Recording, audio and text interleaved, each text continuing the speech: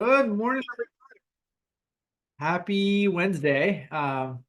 Yes, it's not Friday. RLR is happening on Wednesdays occasionally now. I was telling Prof. Rez, I hope he doesn't mind me talking about our private conversations publicly, but he doesn't get a choice because he does it all the time anyway. Um, but I told Prof. Rez that this week is going to be a stressful one for him because he's stuck with me at least for 3 hours on Wednesday, Friday, uh, and Sunday. And so if you see Prof. Rez slowly by the end of the week developing white hair and that beautiful beard of his, you'll know exactly why. Um, well, we're very, very excited to be hanging out with you again as RLR today, and even more excited to share an all internal CP Solvers Academy session with you because we have Johan who's scribing, one of our newest members of the Academy. Johan, you should say hi. Hi everyone, I'm Johan. I'm from Cameroon and I'm currently living in Morocco. Johan, before we learn a little bit more from Himoun, I would love to ask you, what is the most Moroccan thing about Morocco? I'm really curious what, as a foreigner, you would be like, oh wow, that's as Moroccan as it gets. To be honest, the thing that amazed me in Morocco is the architecture. You Hmm. know, when you see Moroccan architecture, around the world, you know it's Moroccan. And Yeah, this is really unique. Same for Paris, for example. You see the buildings, yeah, that's Paris.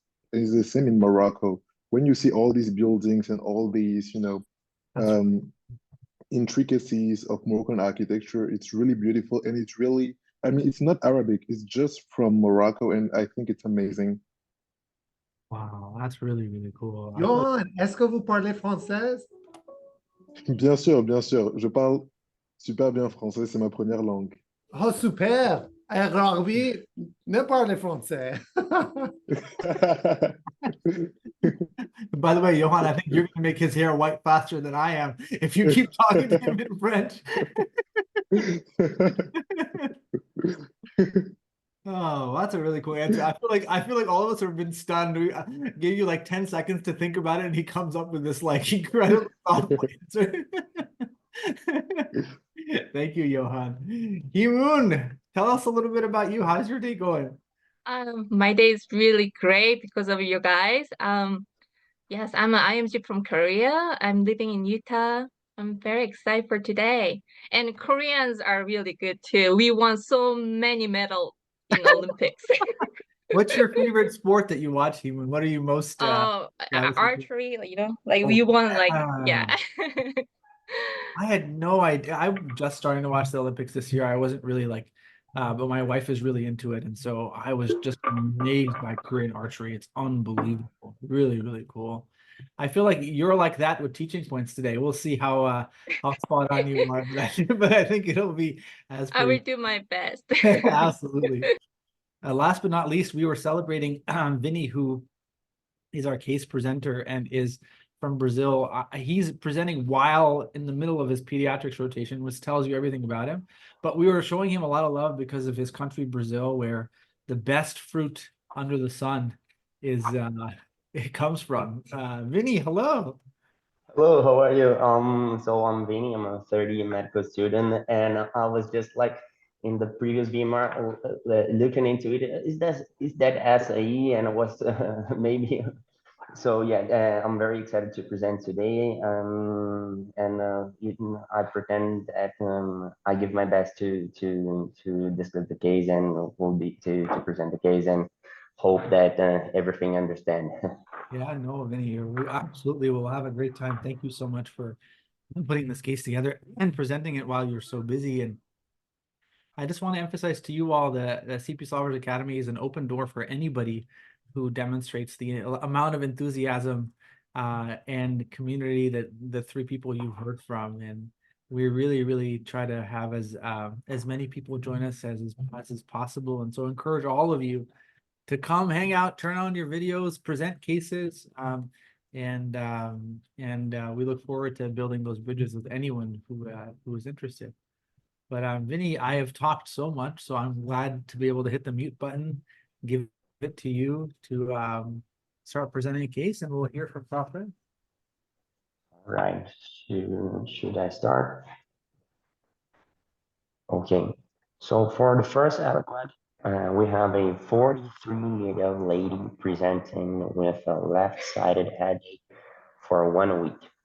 So she reports a 1 week history of intense stabbing, intermittent, hemicranial headache on the left side with hours of duration, not positional dependent, and with partial improvement after using NSAIDs.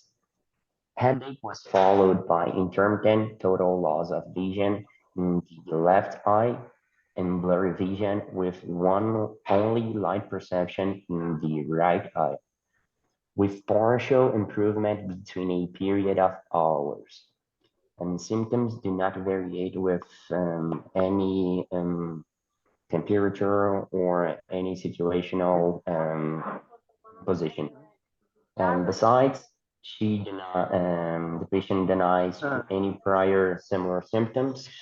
Headache was not accompanied by aura, weakness, aphasia, tearing, conjunctival injection, dizziness, vertigo, hearing deficits, tinnitus, bowel or bladder disturbances. No persistent fevers, no chills or weight loss, and night sweats, cough, and shortness of breath, nausea or vomiting. And should I go to the review of system? I think, Vinny, you've given us a lot of information here. Maybe we can start discussing and then go from there. And can we get the whiteboard up? Robbie, I'm sorry, but can you share screen with Johan? Johan, can you share the screen? That's okay, Johan. Go for it. I'm sorry. No problem. I'll take your time, Johan. No rush. Oh yeah, take your time. I can I'll take a look at I'll start discussing. I'll start speaking. Thank you. So we are dealing with headache. And truthfully, I was going to start by sharing approach to headache, but then we learned that there is vision loss. And quite frankly, if you were to choose headache versus vision loss, you really should prioritize the vision loss, because whatever is driving that vision loss is also causing the headache. And maybe I'll share my thoughts, Robbie, and then have you layer on those thoughts, because I think you see this so much more frequently than I do in the emergency department. So this will give me a chance to practice and then get feedback from you. I think a very brief approach to headache is to ask the question, are you dealing with a primary headache syndrome or not? And those include migraine headache, tension headache, and whatever they're calling cluster headache these days. I will say that when you have a red flag, that's when you have to think about other causes of headache. And here the red flag is the vision loss. And with regard to the vision loss, it starts out in the left eye, and then it starts involving the right eye. Usually when you have monocular vision loss, the issue is anterior to the optic chiasm. So it's either at the retina, the vitreous, or less commonly the lens in such a young patient. But note, in an older patient, the lens, cataract, these patients actually have profound vision loss, and they feel, they're so grateful to their ophthalmologist for removing the cataract, because all of a sudden they can see everything clearly. So when we got up to left-sided headache, left-sided vision loss, I was like, there's probably a mass or something that's compressing on that left optic nerve or the retina, causing vision loss. But then he tells us the right side is starting to become blurred as well. So when you start having binocular visual issues, all of a sudden, the optic chiasm and behind it is all fair game. And you can just follow that visual pathway, which we already started with the lens, the vitreous, the retina, the optic nerve, the optic chiasm. Then you have nerves going to the lateral geniculate nucleus. And then eventually they end up in the visual cortex. So all of a sudden, with the involvement of the right eye, I'm wondering whether this patient has some kind of metastatic process involving both optic nerves, or are they having a disease that's hitting the left side and now is also involving the right side? You can think about optic neuritis, and with optic neuritis, it can be bilateral and it can cause vision loss, though there's often pain because you have inflammation of the nerve.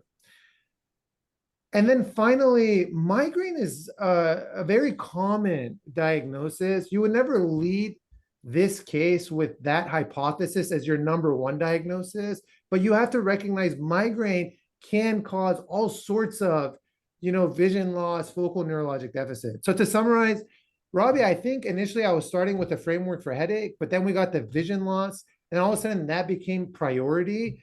I was starting with just unilateral at the optic nerve, retina, or anterior to that. But then now we have the right vision loss. So now I'm going more widespread, and I'm trying to understand what kind of pathology might lead to that. But I think it would probably be speculation at best to start actually having a DDX. But really would love your thoughts from like in the lens of an ED provider, like how you're approaching this case. Prof. Rez, I have literally zero to add from that perspective. I think that was just so reflective of how deep your knowledge is, but also how authentic it is, where you're listening, you're like, oh, headache, headache, headache. Oh, whoa, okay, no longer care about the headache. The headache is just a localizing feature to where this vision loss might be. The only thing that I'm grappling with is just an alternate model for why the head hurts. And I'm curious to see how I haven't really thought of it much, but just like Friday VMR, articulating it with you all may help me gain more clarity. I think in secondary headaches, if we try to simplify the kinds of diseases that cause pain, secondary headaches, we often find a pressure issue, like like increased ICP, or ischemia, but a specific kind of ischemia, usually inflammatory ischemia, like vasculitic ischemia, not so much bland ischemia from a stroke. And then we find inflammation. So pressure, cancer, ischemia, vasculitis, inflammation, meningitis, optic neuritis. And so I'm trying to see if that approach to secondary headaches, pressure issue, an ischemic issue, or an inflammatory issue, that lens helps us make progress in this case. And I'm wondering, based on how widespread the visual loss seems to be, it's hard for me to imagine that the patient has a strategic pressure lesion causing visual loss in both eyes. The neurological lay of the land is so broad, involving either all the occipital cortex or both optic nerves, that it really has to be a very strategically positioned mass causing a pressure problem to knock out so much neurological, i.e. ocular function. And so when you said the word metastatic to me, it really made me think, oh, what's the easiest way to get widespread disease very quickly? And that's where I think ischemia and inflammation. This is why Prof. Rez is a cat person, not a dog person. Sometimes, Prof. Rez, I'm right there with you. So I'm wondering, is this an ischemic process? based on the fact that it's so widespread so quickly? And is this an inflammatory process? In other words, I'm not so confident that imaging will reveal, simple imaging will reveal a massive, easily evident process. I think this case will push us further than that.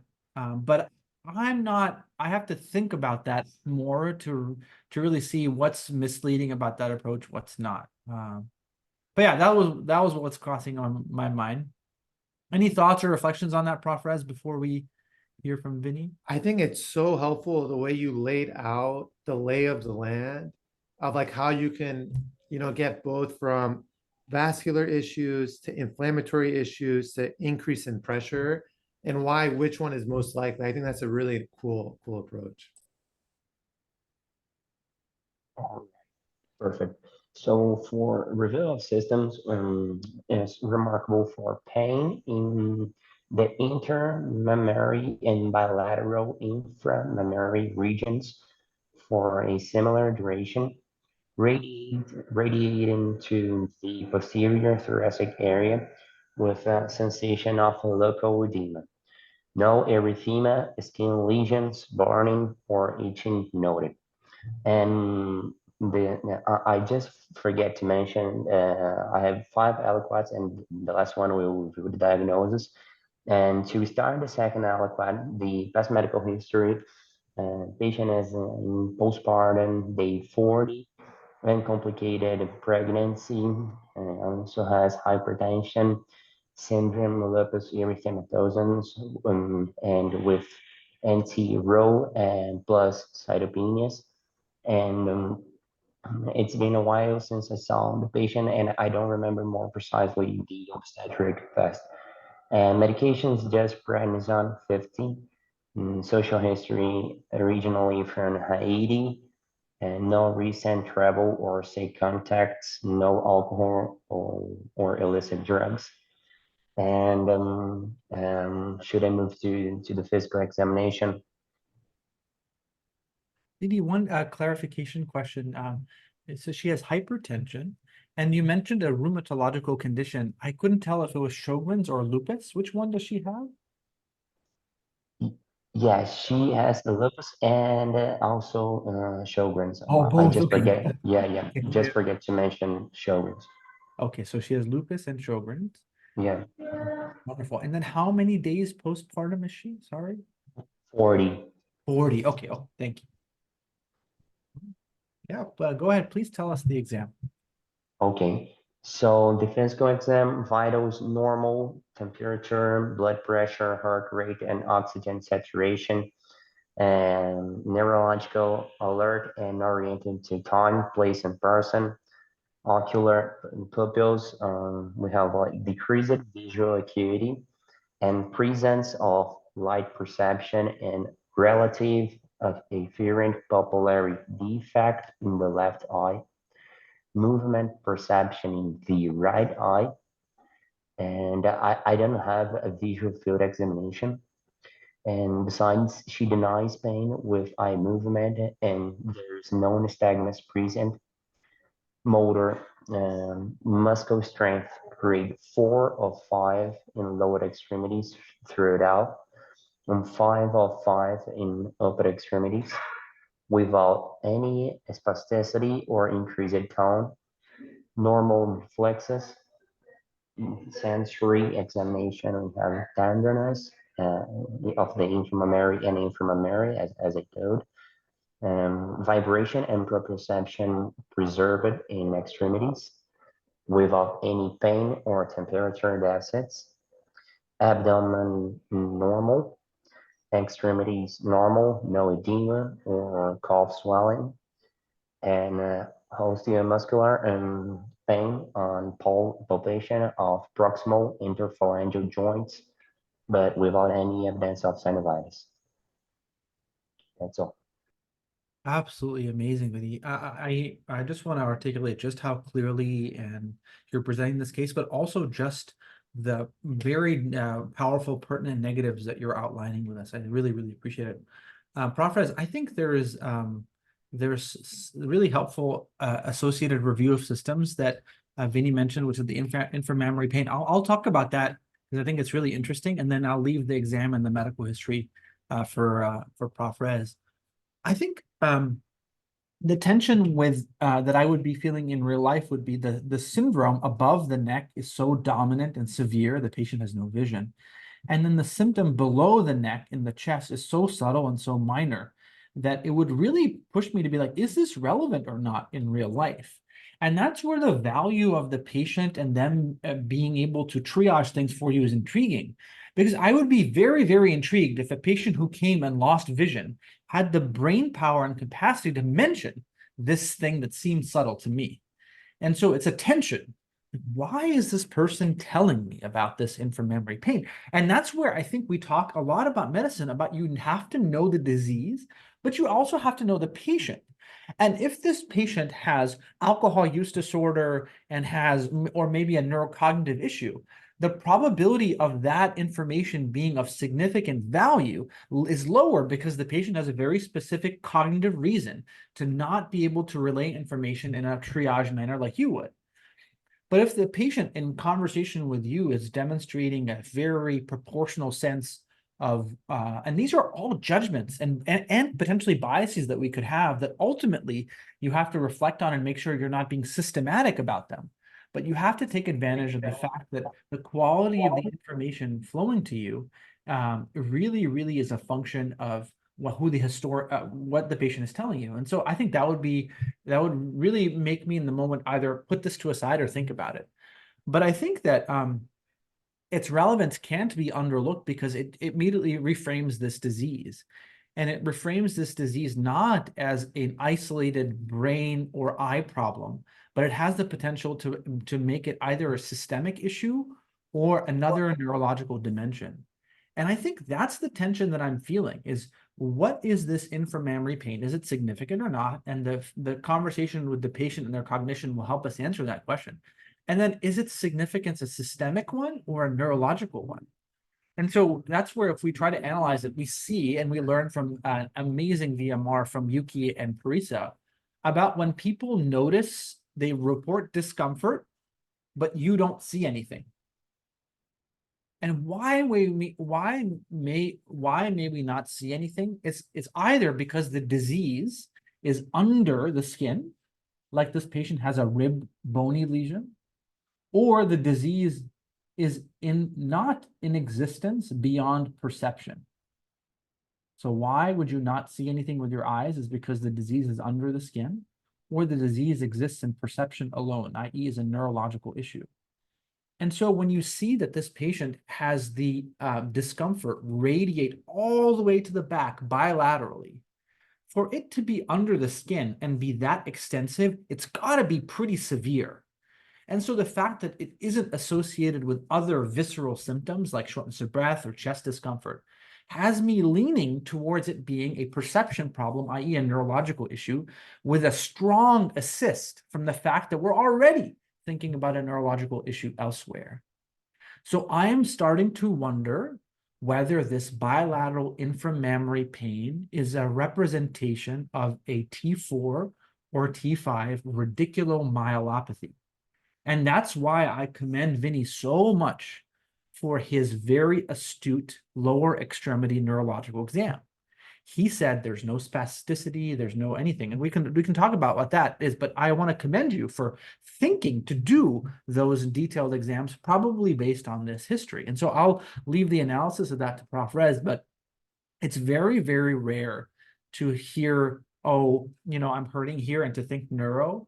We had a really, really eye-opening case that taught us to do that 2-3 weeks ago from Yuki, where a patient had right flank pain and had turned out to have a lymphoma compressing on her T12 nerve. And so here the story is very similar, right? If you guys were there, this is a pain syndrome without skin correlate. Is it under the skin or is it in the nerves? Because of how widespread it is, you would expect the disease to be more palpable to the patient or us if it were under the skin. So I'm starting to lean neuro, also in large part by the neurological elements of the case above the neck. Really, really interesting dimension, Vinny. Prof Rez, any thoughts on that? Because I think it's an interesting twist, but of course there's a lot left in the history and the exam. Honestly, like what you just said is one of the reasons I love like discussing cases with you, because I think that is such a brilliant analysis. And it reminds me so much of when Harry Hollander discussed the case in JHM of our patient in Baltimore who really just had abdominal pain. And right away, he even suggested myelopathy because of visual symptoms. And later I learned that's like the bear hug of multiple sclerosis. And so you just like took me back to Harry's discussion of like, I'm using other clues to go beyond what's, common cause of thoracic pain. So, Prof Rez, I bumped into Harry yesterday, actually. did He, you? he parked right under my apartment complex and was walking to Fillmore to go to a restaurant.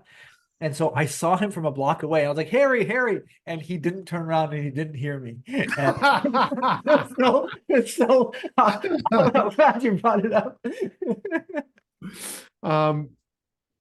Okay, so let's talk about the past. By the way, just to give a quick context, Harry was our program director during our residency, and we love him so much. One of the best diagnosticians that we have ever met. I think that the past medical history is really important. And what it tells us is that the patient has 2 autoimmune diseases, Sjogren's and lupus, which both can really mimic each other in many ways, and they can coexist, and that the patient is postpartum. This I learned from Gurpreet Dhaliwal. When people have a pregnancy, the fetal tissue is foreign tissue, right? It's not the same tissue as the mom. There's mom and dad together. So what would you want your immune system to do when you have foreign tissue that's a fetus?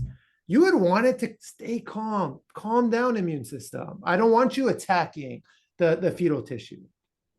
So people with autoimmune disorders, they tend to have less flare-ups during pregnancy, but in the postpartum period, when that fetal tissue, when the baby is delivered, all of a sudden the immune system is revved up again. Like physiology is beautiful, and like what the human body does is incredible. So with this past medical history, it makes me wonder, in the postpartum state, is this patient more vulnerable to flare up of one of her autoimmune diseases? And can either of those explain her current symptoms? Which brings me to another very important principle in clinical reasoning. When you have someone with an autoimmune disorder, if they're ever presenting to your clinic and it's a complicated case, you can always ask the question, is it a flare-up of the autoimmune disorder? Is it a complication of the medications, specifically either direct toxicity of the medication or the patient's immunocompromised and vulnerable to infections beyond the base rate? And sometimes it can be coexisting, that you have a flare-up and you have a complication of that medication. So now this brings us to the physical exam. And the pertinent findings here that I like to focus on is first the ocular exam, and then we can talk about the motor. Because what did Aaron Berkowitz teach us? He said the neuro DDX is equal to localization times time course. The process we have here is acute. It's 1 week. So we already have the tempo of this disease. And just saying acute when you're in the neurologic world, all of a sudden you prioritize infections and non-infectious inflammatory processes like demyelinating conditions. The afferent, what Vinny is describing to us is an afferent pupillary defect. And what that is, in order to understand that, you have to understand the following. If I took you to a room that's not lit so well, and I took out my iPhone with the light and I flashed it in your eyes, you would expect your pupil on the side that I flashed to constrict. But if I only flash it in this eye, the other pupil constricts too. You see, what happens is when I flash the pupil, the optic nerve, cranial nerve 2 is the afferent arm, And then the ocular motor nerve, cranial nerve 3, is the efferent arm. But that CN3 is in communication with that other eye through the MLF. I believe it's MLF. What it stands for, I'm sure you guys are going to type it in the chat. But it communicates to the other eye, so the other eye shuts down too, right? Here, what Vinny is telling us, they flashed the light in the left eye, and it didn't constrict. And because you're getting no input to that left eye, that right eye is not going to constrict either. And I bet you in this patient, if you flash it in the right eye, there's probably not going to be a quick constriction either. I bet you it's bilateral afferent pupillary defect, but the left eye is worse in relation to the right eye. Why is that so important? Because you've just done the other part of that mathematical equation, which is localize the lesion. Now I can say with confidence, it's either at the retina or the optic nerve, with confidence. And so this patient doesn't have diabetes. It's not bilateral, like advanced macular degeneration. So I'm at the optic nerve. I think both optic nerves have pathology. And speaking of Harry, there's a difference between optic neuropathy and the much more specific optic neuritis. And I think in this patient with the headache, bilateral symptoms, I'm favoring optic neuritis over optic neuropathy. And a fundoscopic exam would be very helpful, and not one done by me or Robbie, but done by an ophthalmologist. And because that pupil is probably fixed and dilated, they probably won't even have to dilate the eye to do this exam. I'm speculating here. So optic neuritis, then all of a sudden you could say, am I dealing with an autoimmune process, or am I dealing with an infectious process or a demyelinating process? The autoimmune process is right there. Sjogren's, lupus. I always think of all the S's together. Sjogren's, lupus, sarcoid, though I don't know if sarcoid can do it or not, but I always think of them together. And then for infections, it's really important to consider those here. TB, Bartonella, syphilis. So all of a sudden exposures become really important, and you have to think about those infections, the travel, because you don't want to miss an infectious atypical infection and start, suppressing this immune system. She's on 50 of prednisone, so she is at risk of atypical infections. And then finally, demyelinating conditions. And those are multiple sclerosis and neuromyelitis optica spectrum disorder, which then all of a sudden brings us to the motor exam. And maybe I can pass the mic back to Robbie, just to loop in, like, how can we make more, because you were saying you're concerned for the cord. Can we refine our DDX, or like, how would you make progress on that DDX now, taking the exam for the cord that you were concerned about? Prof. Rez, I feel like everyone should give you a standing ovation for that epic explanation of why you know the disease in the optic nerve. That was amazing. And yeah, I think it makes it much more easy to analyze the disease elsewhere, right? So how do we know, how do we worry that we're in the cord? We worry in the cord, we should always, as we talked about in Academy VMR, whenever you have bilateral lower extremity weakness, your default hypothesis should be the patient has one of the two C's, a cord issue or a cauda issue, until you prove otherwise. And so here, the question is, how can we prove otherwise? And I might have missed it, but I think the reflexes can help you. The reflexes in a chronic cord condition are up, and in a chronic cauda are down, but in an acute disease like this are unreliable. And so I think the thing that helps you is where the patient is hurting. The patient is hurting right here in her chest. And so the combination of lower extremity weakness and a sensory perception in the thorax would have me really worry that this patient has a myelopathy.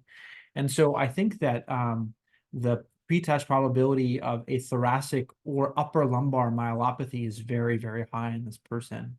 And so how does that help us make progress on the nature of this disease? I think that the common denominator between the optic nerve and the spinal cord is a tremendous amount of myelin. And so in general, whenever you have cord and optic nerve issues, the default hypothesis is that this is a demyelinating process. And hence, if you just take a moment and zoom in on what Prof. Rez just said, neuromyelitis optica. The neuro is self-explanatory: myelitis, cord, optica, eye. NMO is not the only disease that causes the combination of optic neuropathy and spinal cord, but it is so well named to just explain the concept of what is underlying here: myelin, myelin, myelin. But a demyelinating disease does not automatically mean an autoimmune demyelinating disease. Let me tell you an example of a demyelinating disease that is infectious: syphilis. Loves the cord, loves the optic nerve. Let me tell you a condition that also loves the optic nerve and loves the cord: lymphoma. So I think the space that we're in, if we prove this is a cord, is the nature of demyelinating diseases, which can be inflammatory, gave you some examples of that, or even non-inflammatory. B12 deficiency causes loss of vision and a cord issue. But I think we can really ask ourselves after the MRI, what diseases cause such extensive myelin loss? The end of that journey is the autoimmune demyelinating diseases, because their treatment is immunosuppressive, and you never want to immunosuppress somebody when you can give them B12 or when they have an infection or cancer. We can make that journey shorter by studying the characteristic features on MRI and the serology pattern of those diseases, because the opposite point is also true. You don't want somebody to lose their vision when you could have saved it with steroids earlier. So this is a stressful decision for neurologists, but I think the first phase is, let's confirm that that's the world we live in, and I think the imaging will help us a lot. Yeah, talked a lot more than I wanted to. Prof, has any other thoughts? No, that, dude, I love that. I had a question for you. Does tenderness, does that affect your thinking? Like, do you expect tenderness on, exam when you're dealing with spinal cord? I don't know what to make of that. I was just curious if you had that. Yeah. It's such an interesting question, and I will tell you, I don't know what a neurologist would say. When I've seen zoster cause a radiculopathy, which is what we're invoking, it hurts like heck. I think that if we're invoking non-zoster radiculopathy, I think you're right. Like for those patients who come in and they have sciatica, we are suspicious of the nerve because it doesn't hurt when we press on there. So I think, Prof, as you've just exposed the knowledge gap in my mind, because I know in some kinds of radiculopathies it hurts. I also know in other kinds of radiculopathies it doesn't. So does that mean that it's both are possible, or does it mean that actually depends on the diagnosis? And if it's an inflammatory radiculopathy like zoster, that hurts. And if it's a non-inflammatory like a compression, it doesn't. I don't know, but I'm definitely going to try to find out after this VMR. Prof, you guys should have a buddy like Prof Rez who will ask incredibly thoughtful questions that push your knowledge further and further. That was a really good one. All right, Vinny, tell us more, please. So, okay, for the labs results, we have a normal hemoglobin 13.8, MCV of 94, platelets of 224, okay, white blood cell count of 7.6, and renal function tests, liver function tests, and coagulation studies are normal. So everything normal. We have an ESR and an CRP elevated, both high. And I'll give you a lumbar puncture also with a cell count of 27 with lymphocytic predominance, red blood cells of 779, and protein of 131, glucose of 41, DDRL non-reactive, brain stem absent, no growth cultures, and cryptococcus negative. C3 and C4 levels both normal, anti-DNA negative, anti-Rho positive, anti-Smith negative, and anti-RMP negative. And I just saw one comment in the chat asking for ANA, and we don't have an ANA. Okay, that's all. If for the sake of time, if you want some imaging, I can go ahead. Prof, I didn't realize we've been talking for 42 minutes of 2 hour thoughts.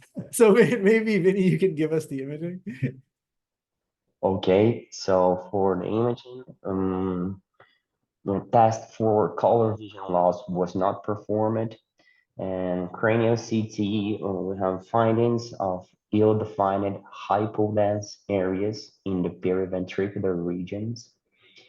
No pathological calcifications or extra-axial collections.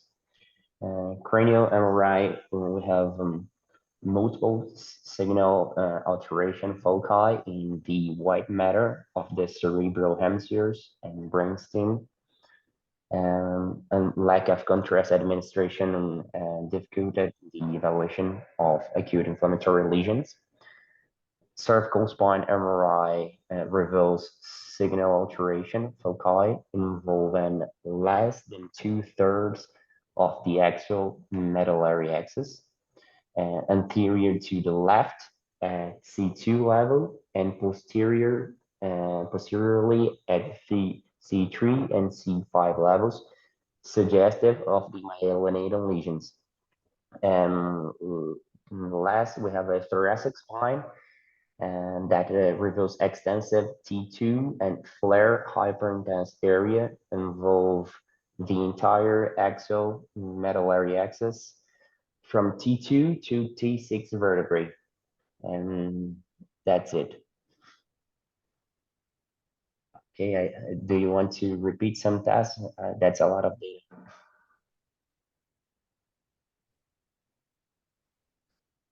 Prof. Rez, I think you're up, my friend. Oh, thank you. Thanks, Vinny, for all this information. A very interesting case. And maybe what I'll do, it's like in the interest of time, is just share some of my thoughts, and then Robbie would love for you to comment on them. I think we went into this case concerned for optic neuritis and transverse myelitis.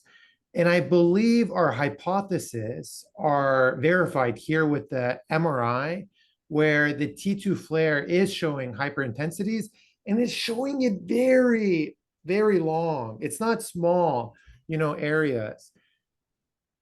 We also know that we can now use the radiographic findings, I think, to make progress in the buckets of DDX that we have. Because remember, we had demyelinating MS, NMO as our primary considerations. In autoimmune, we had lupus and Sjogren's as our primary considerations. And I think that what this MRI does, and we had also infection, but I think infection is becoming less likely here, honestly, because there's really no other markers of infection. CNS infections can hide behind the blood-brain barrier, not allowing them to come to the surface through a systemic response. But I just don't really favor that. And we have the CSF, and it's been analyzed. So I think really we're focusing, is this autoimmune or is this demyelinating? Interestingly, the patient is on prednisone, but it's not a very high dose that we would suspect would be treatment doses for both of these. When you said periventricular, I thought about multiple sclerosis. It has a very specific type of, it's like ovoid shape. We learned that from Erin Berkowitz on our illness script. Her age, is the right demographic, maybe teetering a little bit on the older side, but definitely fair game. But once you have such extensive longitudinal lesions, I think neuromyelitis spectrum optica disorder, like Robbie said, becomes the primary consideration. I really don't think that like Sjogren's or lupus cause lesions that extensive, but how will we determine them? And yeah, the complement's not being low, argue against a lupus flare, but how can we determine that? Well, you can send this serum, aquaporin 4 antibody test. But I think this is a very good story for NMO. But we'd love to hear from Robbie, because I know like time is tissue here. Maybe we've reached that threshold to give this patient, 1,000 milligrams of methylprednisolone. But Robbie, what thoughts do you have? I know you've developed a reluctance to recommend steroids on VMR, but I'm there with you, my friend. I think we should go for it and see what happens. And I think that's the tension. Is it MS or NMO, spectrum disease? And I think you outlined everything that helps you go one way or the other. And I think, like you said, the serology is, I think, the next best step. All right, Vinny, what you got next? All right, so I'll go for the last aliquot, okay? And we have the aquaporin 4 receptor test positive. And yeah, the final diagnosis is exacerbation of neuromyelitis optica in the puerperian. And the medical team believes that the disease was precipitated by pregnancy, and cyclophosphamide was started at the 7th day of hospitalization due to minimal response to high dose prednisone. And subsequently, the patient will improve visual acuity and was discharged. So, yeah, I'll leave to you guys to make some comments, and afterwards, I would like to make some comments also. Yeah, I think Vinny, this was a case that was so well presented. You let us reflect on what it is to mean to have vision loss and headache at the same time, and then what it is to mean to have an extracranial clue, whether it's a systemic disease or another neurological element to the disease. And then you gave us the opportunity to reflect on how autoimmune disease in the periphery allows us to analyze the neurological hypotheses. And then I think this case really comes down to two phases. Where is the disease? And once we were able to say this is a bilateral optic nerve disease with cord features, that was the first phase. The second phase was then to say, well, what are the list of possibilities and how will we get to the bottom of them? And for those of you who are showing up to VMR to continue to try to really further your development, I hope you use VMR as a little bit of a counter to the culture that is pervasive in medicine, where your initial phase is what is the answer. And I think we stand to learn a lot more from cases if we first figure out what's the problem. And you saw Prof. Reza and I didn't really care what the answer was until we were able to localize what the problem is. And if you get better and better at that, that's when you'll become a really, really good doctor. All too often, I think boards and exams really try to push you to say, what's the solution? And here today, we didn't care about the solution until we knew the problem. And I really, really enjoyed how Vinny broke up the case to allow us to do that in a very authentic way and learn a lot along the way. I really, really enjoyed it. Prof. Rez, any final thoughts or reflections? Nada. Thank you so much, Vinny. And thank you, Johan, for scribing for your first time. You did an awesome job. Yeah. Okay, so a brief 2 points that I want to make here is that neuromyelitis optica is related to antibodies that are target into the aquaporin 4 channels on astrocytes in the central nervous system.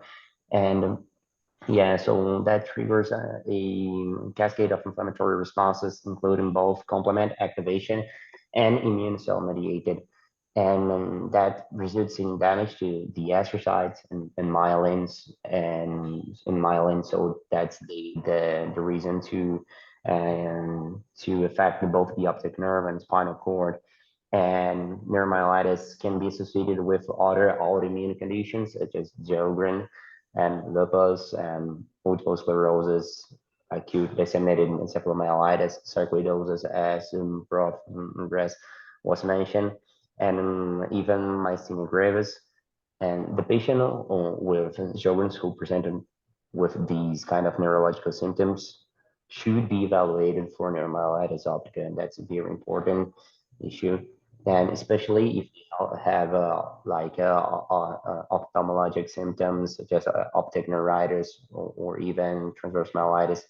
And one point that I want to make here also is that the correlation with the HLA LLs and due to the overlap and common sharing of the HLA alleles between these diseases, and it suggests the common dysregulation pathways contributing to this wide variety of clinical symptoms.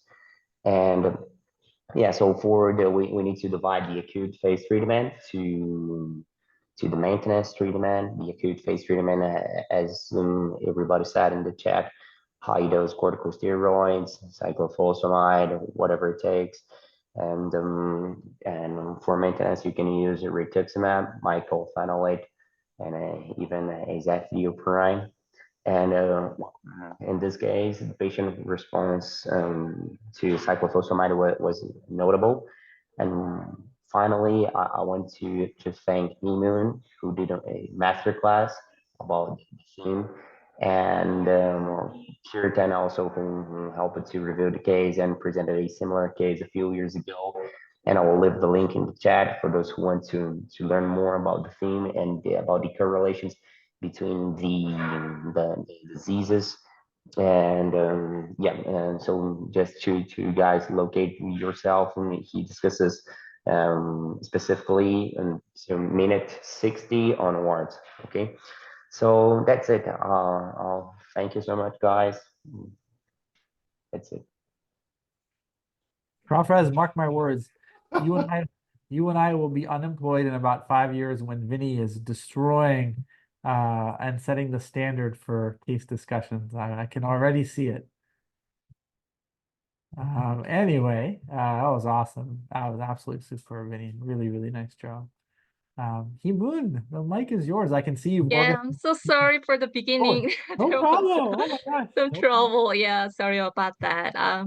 Yeah, I will start the teaching point. Okay, so headache with a vision loss for 43 years old woman with a past medical history of Sjogren's syndrome. We thought about it could be primary due to migraine or secondary condition like mass effect or optic neuritis, and also pressure like cancer, ischemia, or inflammations. And also during the physical exam, there was tenderness in the intermemory thoracic region. And we consider about in the past, there was a right flank pain from lymphoma compressing the T3 nerve, like radiculopathy. So it could be possibly neurogenic, like lead to T4 radiculopathy. And Reza mentioned about the postpartum period, the autoimmune disorder may flare up like SLE or Sjogren due to fetal tissue removal or immune system change and vulnerable to infection or medication complication. During the physical exam, there was optic neuritis and the loss of relatively afferent pupillary defect like MLF. It's more close to MS, and we are considering about myelitis connect with the demyelinating. It could be inflammation, or could be vitamin B12 deficiency, or could be cancer. So the best way is looking at the MRI. So MRI showed extensive tutu flare hyperintensive from T2, T6 vertebral and optic neuritis, and transverse myelitis suggests it could be autoimmune versus demyelinating disease. And we were thinking about getting the aquaporin 4 IgG, and it was positive, saying that neuromolecular optic disease. So yeah, so the treatment for the disease is long-term immunosuppression, hydroxychloroquine, and MMF. And usually for the pregnant, the possible better way is rituximab or eculizumab. It's because it's a safer, and azathioprine. And the methylprednisolone will be very useful for acute relapse. Thank you so much. I can't believe you were able to summarize that so crisply and so cleanly. That was awesome. Thank you so much. It's obvious in the way you jotted down your teaching points. Prof. Rez, I think you should have the last word today. I've been babbling so much. Oh my gosh, I'm so excited. I just want to say, Himun, that was phenomenal. Anytime I see you, I think about that case that you presented with the triple Ps. And I still have to study that, as Robbie would say, I have to study the landscape because there's so much landscape to study. Thank you, Vinny. And thank you, Robbie. Thank you all so much. This was phenomenal. And we'll be back again on Friday.